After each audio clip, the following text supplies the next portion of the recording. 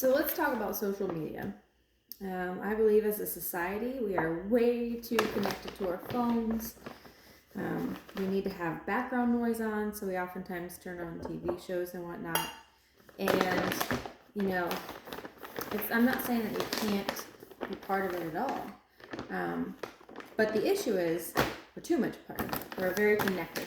So what I like to use with my clients, if they're struggling with social media use, if they're doom scrolling, is the 1-1-1 method. And it's 1 day off a week, 1 week off a month, and 1 month off a year. Now you might already be feeling anxious because I said 1 month off a year. But what's interesting is if this becomes part of a habit, which we love to do habit stacking and lifestyle transformation. Hang on, need a whisk. What happens is when you take that 1 day off a week, it feels freeing. So it's a positive reinforcement, even though in the initial it's going to feel like, oh man, I lift up my phone and oh yeah, I'm signed out. So what we look for is, can we create positive reinforcement from not using our phones? And so after that, what we do is we say, okay, you took your 1 day off, let's say it's Saturday. You take Saturdays off. You want to spend time with family. You don't have work, whatnot. If you take Saturdays off and you do that for 3 weeks in a row, 3 Saturdays you took off. By the time you get to the last week of the month, you're like, all right, I think I could do a whole week. So you sign out, you delete the app. You kind of blow your own mind when you get to day 3 and you're like, wow, I didn't even lift up my phone today to think about going to social media. It becomes a lot easier. And this is really what we're looking for. We're looking for that separation between needing your phone and needing social media and needing that dopamine dump and wanting to take a break from it and feeling okay without it. A lot of teenagers and younger kids grew up with the internet right away. I know I'm aging myself right now. But I didn't have a phone until I was 16, and I'm really grateful that I didn't.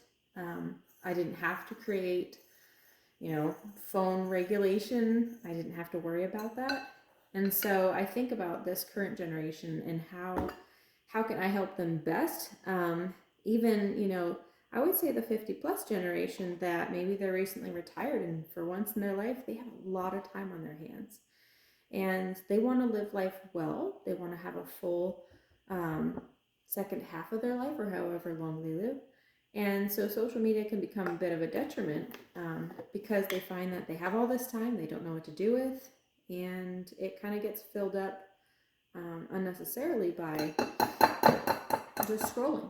So the 1-by-1-by-1 method really focuses on keeping the mind engaged in the day-to-day real life rather than online personalities, online lifestyles. And it can also keep us from getting scooped up into that consumerism mindset where we see something on Instagram, we're like, oh man, that would be really awesome. I need those jeans in my life right now. Or this makeup company comes out with something new and you're like, oh my word, that would be perfect. And not that there's anything wrong with consuming because,